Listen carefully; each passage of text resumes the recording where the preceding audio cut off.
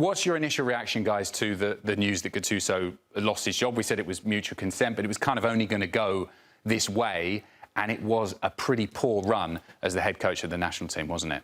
He should have never been appointed. He's a mercenary manager. He's never stuck around a job longer than 12, 18 months. One of my favorite players of all time, but as a manager, just hasn't had the success that would justify, I think, taking on such an undertaking. Spalletti wasn't the issue. I would have stuck with Spalletti a lot more. Spalletti, if you compare the two managers, which one is getting the big jobs in Italy, which one isn't? There's a reason why one of them is at Juventus and one of them has been floating around all these different jobs, unable to keep any. I have to give it to him, though. Step down. They all stepped down. I think they even realized it's time to clean house. We came, we tried. It didn't work out. However, I don't even put that much blame on him. This is about the players. This is about the system. We've seen this 3 different times, so I don't even want to pinpoint Gattuso. I don't know who's going to take over because I still haven't been proven that there is going to be the right kind of direction to actually get the Italian national team, where Baggio thought it should go with those 900 pages that we kept talking about. Yeah, 100%. Listen, Gattuso, he can't be the scapegoat. Nobody in Italy can believe that he's the only issue, but he was certainly not the solution. He made so many mistakes. If we talk at a tactical level, just the in-game management, subbing out Moise Kean, the only guy who had speed and was breaking the line, put on Pio Esposito, leaning on experience more than players that are in form, continuing to play Matteo Politano instead of Palestra, and we saw those differences, right? And there was just too much of a kumbaya narrative around this team. Oh, I'm going to build on friendship, or who he was going out to dinner with. That is not what the Italian national team needed. And there was nothing in his coaching career that led him to this. So, of course, when we see all 3 of those guys step down, there had to be. There was no other solution but that. Italians solve a lot of things over dinner, but not the football team. Hey, Nigel. Let's have a look at the squad that Gattuso. Guys with the beans on toast. You guys eat beans on toast and you talk to us like that. Let's just keep it. Watch your mouth, Adam. England have had a terrible national team for a long time, so we've got to enjoy it while we can. This is the squad that he picked for that game against Bosnia. We're going to kind of go through it and maybe look to the future of players that should be sticking around and players that we need to see move on. So let's start. What do you think, Matteo, about this team that he selected? Him. I put them on Artemis and send them around the moon. That's what I do. Marco? I think it's easier if we say who gets a passing grade from this list. Gigio Donnarumma, it could have been much worse without Donnarumma in net. Calafiori, I thought was very good. Tonali was with us. And then Moise Kean. I know people are stuck on the fact that he misses the goal for 2-0, but I think he put in a fantastic performance of the 2 legs. Those are the guys that I look at and I said, character-wise, they showed up. They understood the assignment. They were not scared to back down from the challenge. And the rest of them, we have serious question marks if we should keep these players going forward in the Italian national team. Can I just say something really quick? These 2 guys here, this reminds me, since we have 2 English people on, Gerrard and Lampard, when England was trying to put those 2 guys together, that were doing the same role, didn't really work together. I think that's the big downfall, because that should be Italy's strength. The 2 best Italian defenders are both left-sided braccetti, both left-sided players in a back 3 in this system. Bastoni in the middle is a completely different player than the one that we saw at Inter. What's the saying? Square pegs into round holes. And I think that really works when you're talking about this Italian team. So let's build a bit on what you said there, Matteo, about players you just never want to see again near this team. Who have you picked? All right, so me and Marco worked on this together, and we went with a list where I thought Retegui and Politano should not have been in the starting lineup against Bosnia. I had called for Palestra and Pio Esposito to actually take the place from the first minute, and it was evident when Palestra came in, he was one of the most dynamic players that we had. We have no dynamism, we have no dribbling ability, and I think the defender, Mancini, I don't think he's reliable enough at this level. I feel like at Roma, yeah, some of that could work, but at this level, with the amount of defenders that Italy have, we have to be able to do better than that. And I think there's a question about whether Calafiori and Bastoni can coexist, especially Bastoni. Calafiori's not an issue. Tonali's not an issue. The Premier League boys, I think, did well overall. But Bastoni centrally is a completely different footballer. I think Politano, if you just watch the 2 games, he summed up what the issue is with this Italy side. Every time he gets the ball, it's a safe option. It's the one that's not breaking the line. It's the fear. It's anytime you watch Bosnia play, they had more players that wanted to take on their men 1v1. Anytime we had that opportunity, we didn't want to show that courage. We were playing it safe. We were too simple. So there's a question mark certainly about some of these players that are still here because it wasn't a good performance from Di Marco. There's still a lot to be desired, but certainly the ones that we identified, I don't think we're going to see in the Italian national team. The thing for me, Marco, is you say that about Italian, the national team is playing it safe. Doesn't that responsibility fall to your manager Gattuso, who you don't want to put too much blame to? But A manager's job is to go there and manage these players, to understand what's at stake, to influence the mindset of the players that you have. So I think you have to say a lot more responsibility has to fall into the feet of Gattuso. We agree. Matteo and I agree that Gattuso, for sure, this is not supposed to be the lineup. And by the way, this is not us saying it afterwards. We would have said this before the game that we didn't want to see a lot of these players into the 11. By the way, not all of them, but there's also a player that didn't get called up that we both thought could be starting. Someone that you guys know very well from Coyote for Brentford. From Brentford. Coyote could have easily started over Politano, who was put out of position.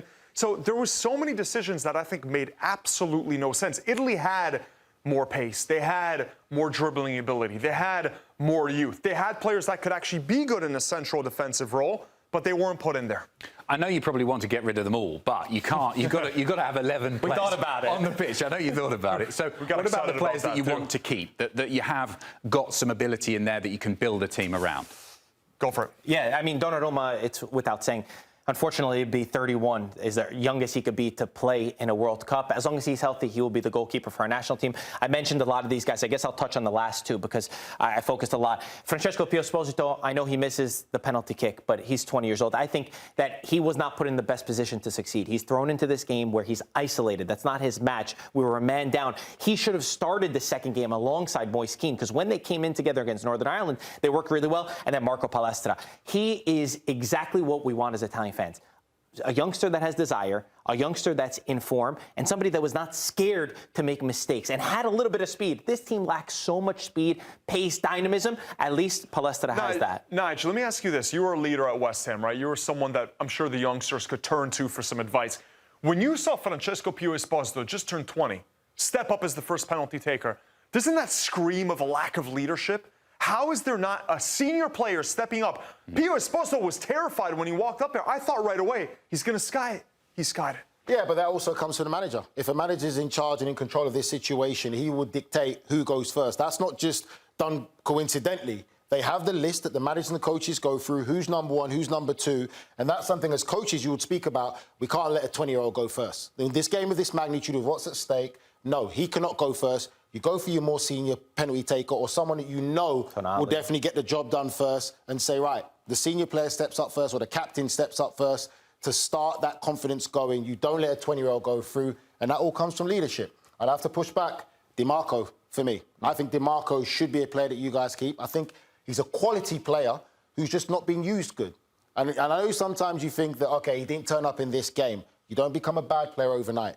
He has some real good qualities in the modern game that I just think with the coaching staff that they had currently didn't know how to get him to play to his best full potential and use the quality that he has. Batasaghi's another one. Batasaghi, Milan is another player that I think now he's playing at Milan. He should be someone you should start pushing forward as well. It's too fresh right now for us with DiMarco, you say that's the point. It's too fresh, Too fresh. But other nations are playing young players like it's nothing. I think he needs DiMarco. Esmir Bayraketovic had his best game, and they kept targeting DiMarco because he is a defensive liability. These are the these are the fringe players right here, and this is where we had a lot of debate, right? Bastoni, we only put as a fringe because right now in the center of that back three is not the same player. That's not what makes him so unique at Inter.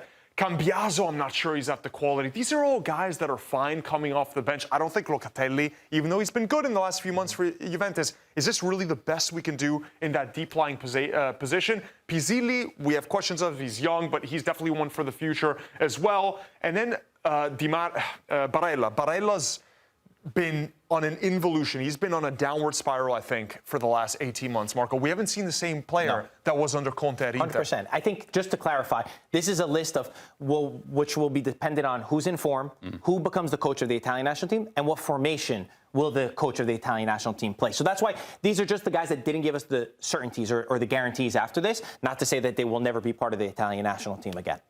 As Englishmen, we can talk about this, the fragility mentally of a team. It felt like, you know, when you watched England in the 80s and 90s, it didn't matter what was going to happen. Eventually, we'd find a way to lose. And certainly when I watched the game against Bosnia, as soon as they scored that equalising goal, there was only ever going to be one winner, and it was Bosnia that was going to go through. What coach are you looking for that can turn around the mentality of this national team, can get them believing it again, can get them back to the good old days of the Azzurri? I know who. Mancini. Mancini is the only one for me that you've got to bring back. I think he's probably the best one that they've had in a long period of time. I think you bring Mancini back And what you do with that is you bring maybe a younger coach alongside him to understand, because there is a big disconnect in the youth system of Italy with the younger teams and how well they do, but there is no progression in Serie A. That is something that's letting Italian football down, because you look at all the other leagues that Italy want to compete against, young players are playing and managers are willing to take risks on young players in other nations. Italy don't do that well. I think Mancini is someone you have to bring back to stabilise it and change the mindset of Italian He left a really bad taste in our mouth, the way that he jumped ship, though. But we still have what's the taste like now? It's been tasting like something I can't say on air. It's been 12 years that I've had a terrible taste in my mouth, so it's the same thing over but at and least over. with Mancini, we play football. At least with Mancini, we had the right idea. We still have the longest unbeaten streak out of any international Surely team we can do better than under that, Roberto Mancini. The other names are Simone Inzaghi, Antonio Conte, and Max Allegri. Those yeah. No, that's a big one. That's the last. That's No. the He's bottom been of the mentioned list. in the media. He said he's happy at Milan, but this is someone who has stabilized Milan, could do the same thing for Italy. Wouldn't be the best brand of football, but we cannot say anything about Allegri right now. But that's the problem. The brand of football has to change. The mindset has to change. International football has changed and moved forward. So if you want to go that route, you're still going to be stuck in the same vicious cycle while other nations are playing front foot, attacking You went to 2 football, Champions League developing. finals, lost against much better teams from La Liga. International football is a different mindset. Listen, you have he's to a change stabilizer. the Beggars can't be choosers. Exactly. You take Have your Allegri. fun while it lasts. It's coming home. Don't worry.